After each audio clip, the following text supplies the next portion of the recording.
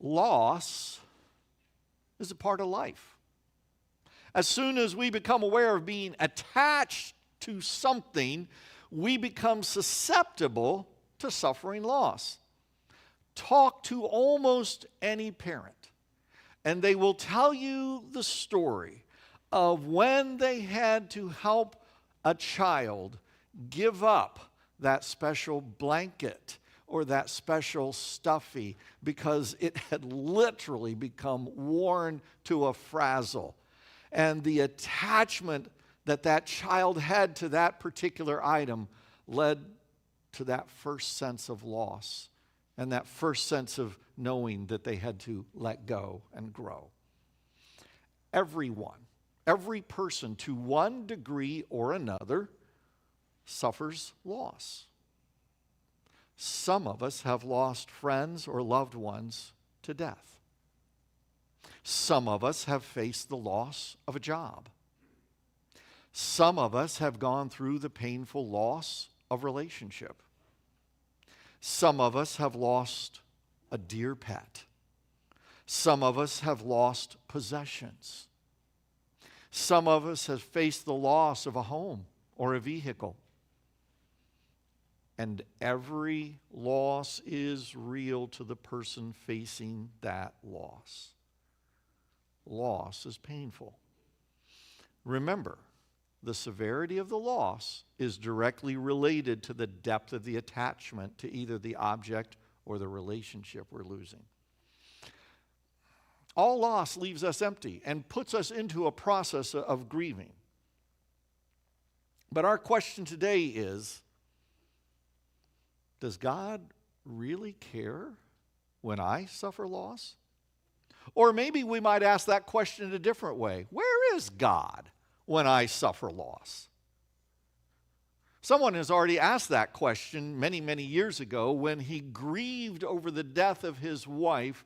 C.S. Lewis wrote this in his book, A Grief Observed. Meanwhile, where is God? This is one of the most disquieting symptoms. When you're happy, so happy that you have no sense of needing him, so happy that you're tempted to feel his claims upon you as an interruption, if you remember yourself and turn to him with gratitude and praise, you will be, or so it feels, welcome with open arms.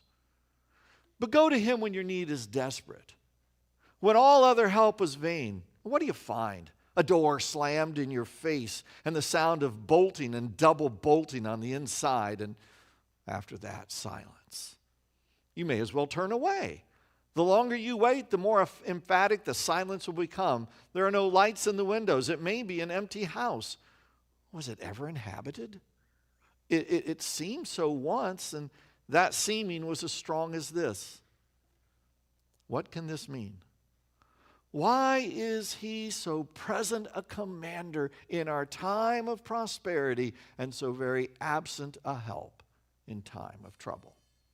Now, in a few minutes, I'll share his answer to that question. But for now, feel the weight of it. And as you feel that, take your Bibles, whatever form you have them, and turn to a series of poems in the Old Testament.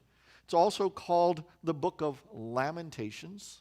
It's kind of in the middle. If you open your Bible up, you'll open to Psalms, and then you go a few pages over toward the New Testament side, and you'll run into Lamentations. It's right after the book of Jeremiah.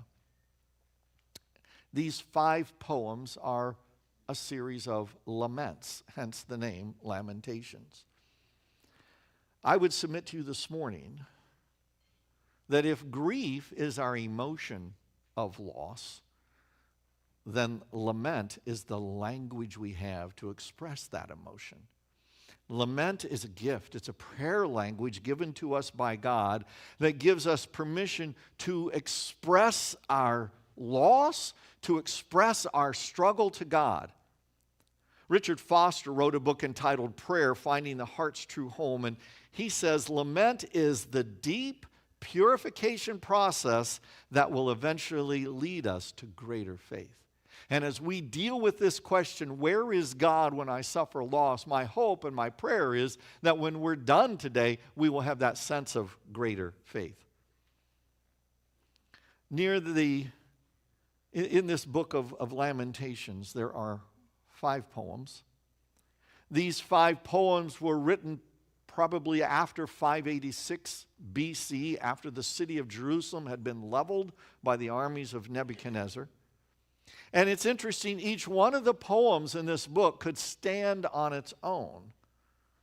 And in fact, they are poems that were written with a great deal of thought.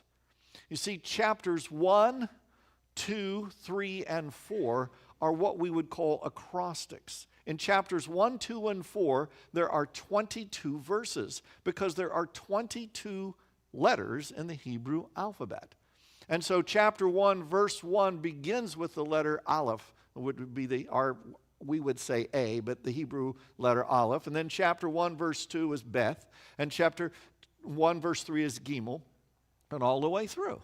And then you get to chapter 2, it does the same thing. When you jump over to chapter 4, it does the same thing. Chapter 5, 22 verses, no acrostic. Chapter 1 deals with, it's kind of from the personifying of the city of Jerusalem as a widow who's lost everything. Chapter 2 deals with the idea that the fall of Jerusalem has brought severe consequences and that it focuses on the consequences of constant disobedience. Chapter 4 is what some of us do in loss. We look back at what it was before and what it is now, and chapter 4 does that. And chapter 5 is just that jumbled, as it were, expression of grief and confusion and loss. We're going to look at chapter 3 today. It's the one that everybody seems to know. Chapter 3 is different. If you look at chapter 3, you'll see that it has 66 verses. And it is divided into stanzas, 3-verse stanzas. So chapter 1, verses 1, 2, and 3 all begin with the Hebrew letter Aleph. And then chapter 3, verse 2, 3, and 4, 1, 2, 3, 3, 4, 5, 6. I didn't major in math or counting. Chapter 4, 5, and 6 all begin with the Hebrew letter Beth, and so forth. In chapter 3, we get this language of grief personified as the prophet or the poet looks at themselves in the middle of the grief. They're crying out to God in the face of loss, crying out to God in the face of injustice, crying out to God in the face of suffering. And if Lamentations does anything for you and me, it reminds us it is okay to grieve a loss. It is okay to express that grief, sometimes in frustration and confusion. It is okay because God is there in the midst of our grief. You think about it. The poet has suffered the loss of the city he loves, the city in which the center of worship to God existed, the temple. You know, we're proud of our cities, aren't we? You know, I got teased a lot when I was in college because I was from Salina, Kansas, and nobody had ever heard of Salina, Kansas. But I was proud to be from Salina, Kansas. A few weeks ago, I was back in my birthplace, Beckley, West Virginia. I enjoy being in Beckley, West Virginia. Some of you have been Wheatonites or Glen Ellenites or West Chicagoites your entire life. And you start to get this affinity for your city. You know, a few weeks ago, our daughter and son-in-law and grandkids were here, and we went to downtown Wheaton. There once some radio program said downtown Wheaton has a vibrant life to it. And I thought, somebody hasn't been to downtown Wheaton. I mean, it's nice, but I don't think vibrant is the word I would use. But, you know, it was interesting. They were looking at the new things that had happened, the new Starbucks, the different things, and just the changes that have been made. And you kind of get proud of that. A few years ago, when Aleppo, Syria, had been destroyed, a friend of mine sent me, or somewhere I ran across some pictures. And on the one hand, there was the picture of Aleppo prior to being bombed by its own president. And Aleppo was a beautiful city. And to see the other side of it, just totally bombed out, rubble in the streets, and you're thinking, how devastating for the people there. Well, that's what Jeremiah, or the poet here, is feeling. And if we know anything about the Bible, we know that this devastation didn't just happen willy-nilly. Jerusalem had existed for over 500 years. The people of Israel had been going to Jerusalem for over 500 years, and they had been turning away from God for over 500 years. And so God is stepping in and saying, that's enough. You know, sometimes as parents, you might count to 5 before you do discipline. God counted to 500 and said, that's it. And if you've ever had to discipline your child, and if you've ever had to cause them to suffer a loss of an event, or the loss of a privilege, or the loss of a toy, or horror of horrors, the loss of all of their electronic devices, you know in your heart you did not enjoy inflicting that discipline. You did not enjoy taking those things away. Can you imagine the hurt of God when he had to inflict pain and loss on his people? Lamentations 3. The first 20 verses of Lamentation 3 are fraught with pain and emptiness and loneliness. The poet seems to be speaking about himself. And if it's Jeremiah, we know that Jeremiah, you can read the book of Jeremiah, some 50 chapters had warned time and time and time again, God is going to bring this nation to its knees. He is going to have the Babylonians come in. He would say, surrender to the Babylonians, it will go well with you. When they threw him into a pit, they sunk down into up to his armpits and in the mud, and they treated him awfully. So you know how hard it was for him to warn God's people about the doom. But when he saw it happen, it was devastating. He sort of feels like he has been chastised by God. Feels like he's alone. And maybe expressing the same sentiment that centuries later C.S. Lewis would express. God, why don't you seem to answer my prayers in this moment? The first thing I want you to remember this morning, and I know this I hope my hope and prayer, like I said, is that when we're all done, it'll lead us to a greater place of faith. But the first thing I want you to remember this morning is simply this: all loss is real and personal and painful. I don't care whether it's the loss of a blankie or the loss of a loved one. It hurts, and it's personal. And if we, as a church, are going to be a faith community that is a safe place, I think we need to understand that. And we need to understand that on any given Sunday, any of us, you or I, can walk into this place and not at that moment feel the joy of the Lord. And not at that moment feel like everything is great. And I would say when we sense that someone has walked into our midst and maybe it's just not all right with them, that we don't back away from them, but we also don't run to them and over-smother them with love, that we just walk beside them and let them be in that moment with our presence. Sometimes for a person who suffered loss, they just need to know that someone else is there. That someone has called that the ministry of presence. And over the years, I have learned that the ministry of presence is healing. When we are present, we can be God's agent of comfort for that one. Sometimes when we're going through a loss, maybe a friend or a loved one has just come. We were talking to a friend the other day, talking about a situation that she faced, and she said, you know what, I just went in their house, I just sat there. I just sat there and I was with them. And if they wanted to talk, I listened. Many years ago, I taught a class that was entitled Counseling Adolescents. And on one Wednesday, one of my students walked in. And it was obvious that he was running on fumes. I mean, you could see that he was just wiped out.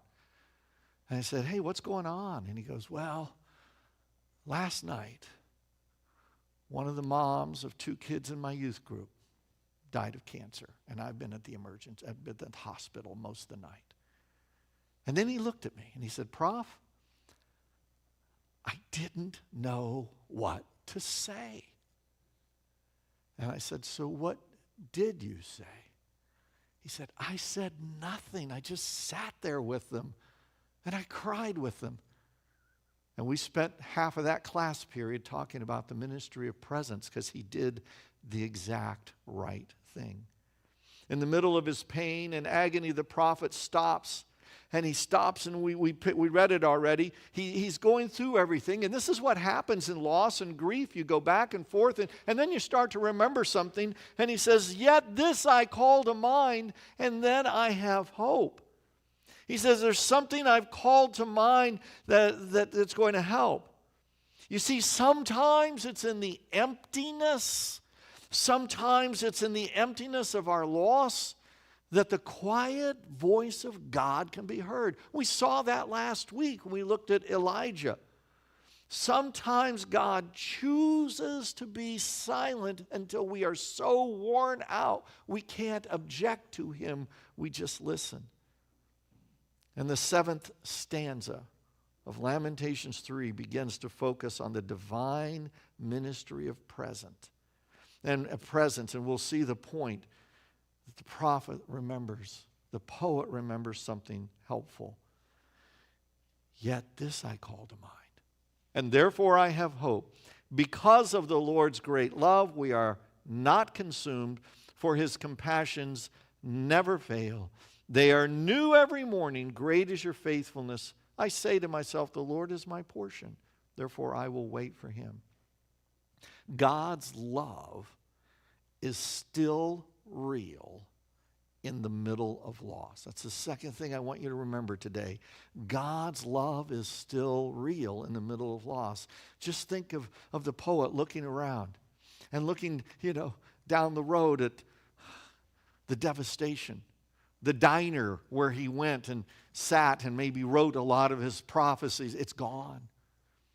The temple where he would go and worship God, it's gone. The house that he grew up in, that his parents had grown up in, the family home, it's gone. And he's looking at that devastation, and he's looking around, and he's going, but you know what? There's still some others with me. Granted, many are no closer to God than they were before. Eventually, they'll disobey God. God said, stay there. And they said, oh, we're headed to Egypt, and they went. But the fact is, they're not completely wiped out. Why aren't we wiped out? Why isn't it just totally devastated? Why are we not all dead? Because of God's great love. The pain and reality of the loss are palatable, but the poet realizes that there's a depth and a reality of God's love when nothing else makes sense. Gerald Sitzer was a professor at Whitworth College in Spokane, Washington. One night, on the way home from an outing, the family van was hit head-on by a drunk driver. Sitzer's wife, mother, and 4-year-old daughter were killed. He and 2 other children survived. A few years later, he began to write about his grief journey. And it came out in a book entitled A Grace Disguised, How the Soul Grows Through Loss. To the point that no loss is all-consuming, even after his experience, Sitzer writes this: loss requires that we live in a delicate tension. We must mourn, but we also must go on living. Those who suffer loss live suspended between the past for which they long and a future hope, and a future for which they hope. This I call to mind, and therefore I have hope. Because of the Lord's great love, we are not consumed, for his compassions never fail. Third thing for today, God's daily compassion and faithfulness are sufficient. Now, it takes faith to believe that. But Jeremiah says God's compassions never fail. The word compassion is a word that literally means covenant loyalty. God is consistently loyal to his covenant. Let me put it this way. God keeps his promises. And I wonder if the poet may have been, as he's reflecting and thinking and just his mind is going anywhere, I wonder if maybe he reflected back because he would have known, because that was the basis of his prophecies, he would have known the book of Deuteronomy. He would have known the judgments in the book of Deuteronomy. And maybe he would have also known Deuteronomy 31:6. Be strong and courageous. Do not be afraid or terrified because of them. For the Lord your God goes with you. He will never leave you nor forsake you.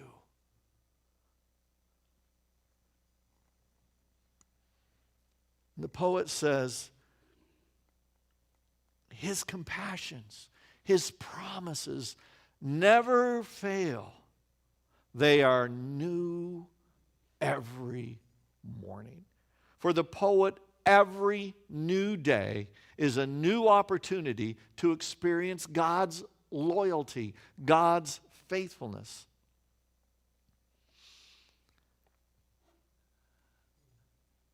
A friend of mine once said, have you ever noticed that people always die around you? You're always going to funerals. You're always preaching funerals. And I'm on a list of couple funeral homes. When somebody doesn't have a pastor, I go do a funeral for them. So I've walked with a lot of people through a lot of loss over the years. And I've seen this so many times. As a person struggles with loss, there seems to be a point where they slowly begin to realize, but God is still there. And sometimes God uses the most amazing things to just wake somebody up. I read an article years ago in a magazine, Christian Counseling Today, that I used to subscribe to. And the gal that was writing, the therapist that was writing about her own grief and her own struggle. One of their children had died shortly after childbirth, and she was still just dealing with that. And she told about a time when they went, at the anniversary of this child's death, they went to the cemetery, and they were there sitting by the graveside, and she was crying. Her little 3-year-old boy, watching his mom, not fully grasping all of it, but knowing that mom was sad, went up to her, wrapped his chubby little arms around her neck and gave her a hug, and leaned into her ear and said the most comforting thing he could think of in the moment. "You're a good cooker, Mom." And she said God used that moment to remind her, I'm still here. I'm still with you. You still have a hope. Sometimes we see God's comfort in the love and care and presence of the faith community. Sometimes we see it in that friend who's there, and you don't rush that realization. You don't put a time frame on grief. You let people grieve in the way they can, because God cares when we suffer loss, and He's patient with us as we work through it. Each person who has the heart for God comes to that realization in their time. And let's be honest, sometimes, sadly, the realization of God's presence may not happen for others. But my inability to see God does not negate the reality of His presence and His faithfulness. You see, sometimes through loss, one discovers in new ways that God is enough. What does the poet say? I say to myself, the Lord is my portion, therefore I will wait for Him. Saying the Lord is my portion is saying the Lord is enough. This is your portion. This is sufficient for you. This is enough to get you through this day. You know, what did Jesus pray in the Lord's Prayer? Give us this day our daily bread. Just give me my portion for today, and that will be enough. Because I can't change yesterday, and tomorrow's not promised. The Lord is my portion today. The idea of the Lord being one's portion, the idea that He's enough, He's sufficient, He's the allotment given to the poet. And in other words, I understand that God is all I need. And when I start to grasp that, I start to put things in perspective. Mr. Sitzer continues, deep sorrow often has the effort of stripping life of pretense, vanity, and waste. It forces us to ask basic questions about what is most important in life. You see, when I have suffered loss, then sometimes I've been reminded that I have grown dependent on the wrong things, that I've put my values in the wrong place. The fact of the matter is, the only eternal relationship that I'm guaranteed is my relationship with God through Christ. I love my wife dearly. But I know, according to what the Bible teaches, that there's going to come a day when we reside in the new earth that we will not see each other as husband and wife, but as brother and sister in the Lord. That is such a... I tell you, I can't wrap my head around that. I really can't. But God reminds me in that my dependency is on Him. I already shared with you a couple weeks ago how I terribly let Charlene down. I failed her in a situation.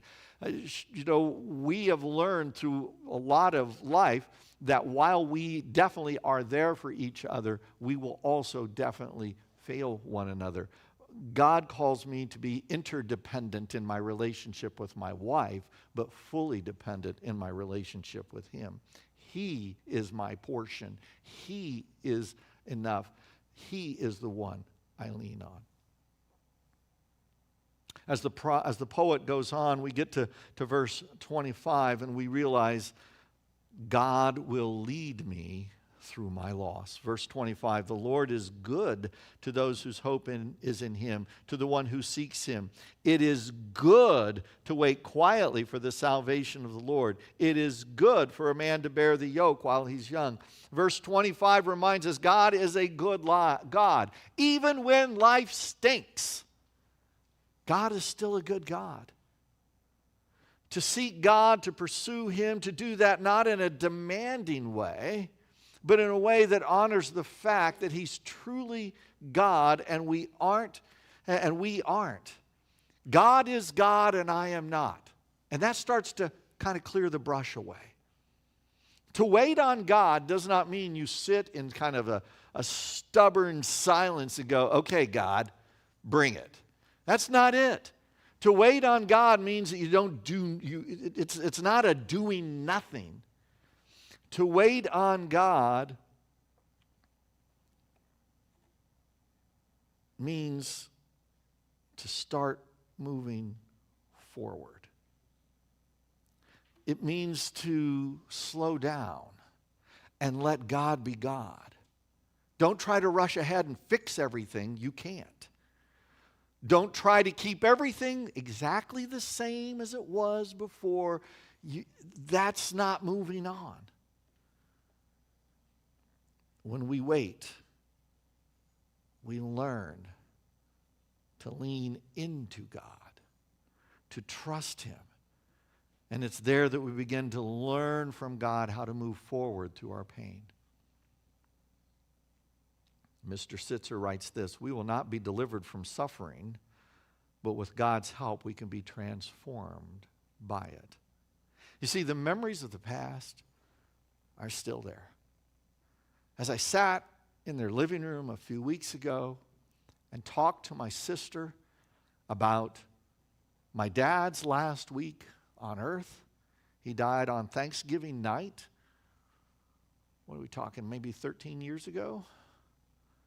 And we talked about that time. We talked about Dad. We laughed about Dad. I have a picture in my phone that is just totally hilarious, how my dad mistook somebody else for me.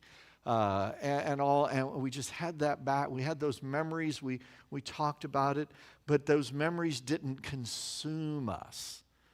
We knew we had moved on. We knew Dad was in the presence of Jesus. We could move on. The memories of the past, they're still there. They'll never go away. But we find ways to move on. And if we don't move on with God, then we find ways that what one of my counselors called to medicate the pain. Oh, I'll go shopping and that'll make me feel better. Spend more money that I don't have, or other ways. And it's like, no, God wants us to actually move through the pain to Him.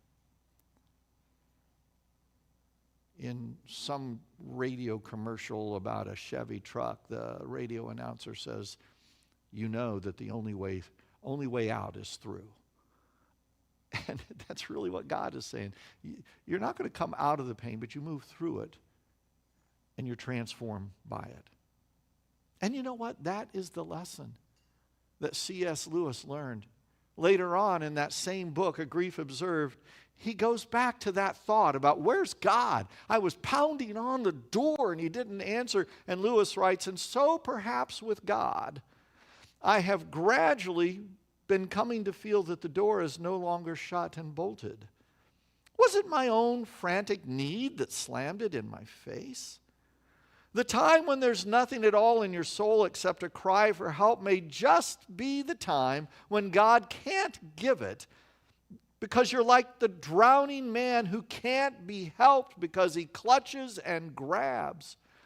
Perhaps your own reiterated cries deafen you to the voice you hope to hear. Knock, and it shall be opened. But does that mean hammering and kicking the door like a maniac? After all, you must have the capacity to receive. Perhaps your own passion temporarily destroys that capacity. Let me pick up this passage in verse 27 and listen carefully to these verses. We've read them once. I want you to hear them again. It is good to wait quietly for the salvation of the Lord. It is good for a man to bear the yoke while he's young. Let him sit alone in silence, for the Lord has laid it on him. Let him bury his face in the dust. There may yet be hope. Let him offer his cheek to one who would strike him. Let him be filled with disgrace. For no one is cast off by the Lord forever. Though he brings grief, he will show compassion, for great is his unfailing love. For he does not willingly bring affliction or grief to anyone. That brings us to what Richard Foster said is the deep purification process that eventually will lead us to greater faith. Because in trusting God, there is hope. The remainder of this poem is the prophet calling the nation to re-examine their ways, calling the nation to understand why they've been afflicted, and to allow their suffering to bring them back to God. And it's also a cry to God, pay back the enemies of these people for what they've done. But none of that minimizes the reality and the depth and even the pain of the loss they've suffered. We've all, to one degree or another, suffered loss. If we are alive, we've suffered loss. But it's through loss that we learn to lean into and move through it and realize we're not alone. You see, God provides the people in our faith community, in this faith community, to minister by their presence. Some years ago, God allowed people of another community to be present with us. A relative had taken their own life. And it had happened as we were going on a trip with our son, a band trip to St. Louis, Missouri. And as we had walked out of the Dome Stadium there where the band had practiced, a couple of the dads, the band dads, walked up to me. They knew what I did. I mean, you know, it gets out. I try to hide it. I have business cards that say landscape architect, but they know.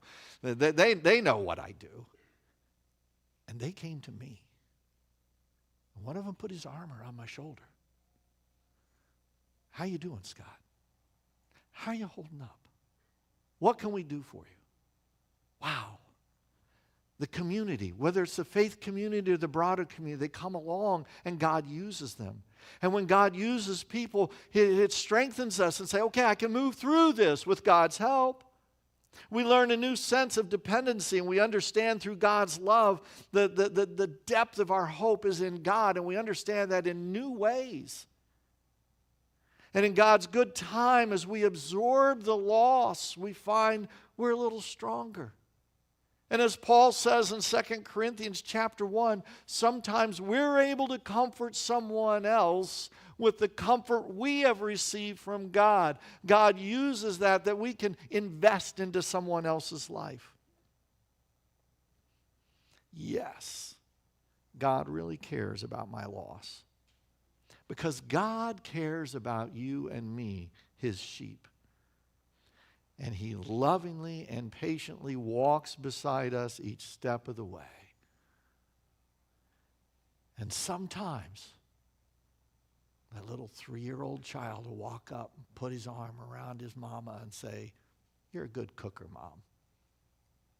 And maybe that's all that's needed. Father, thank you for your word this morning. It is powerful and penetrating. And I just pray this morning, Lord, that as we think about what we've heard, as we've most likely for many of us have been brought to mind loss that we've suffered, that we would just remember that you're there. So what we're going to do this morning, Lord, is take a moment and reflect. And it may be that the children will come in as we're reflecting, and that's okay. They're shouts of joy and welcome back and seeing Mom and Dad, they give us hope. So we wait on you this morning for just a moment.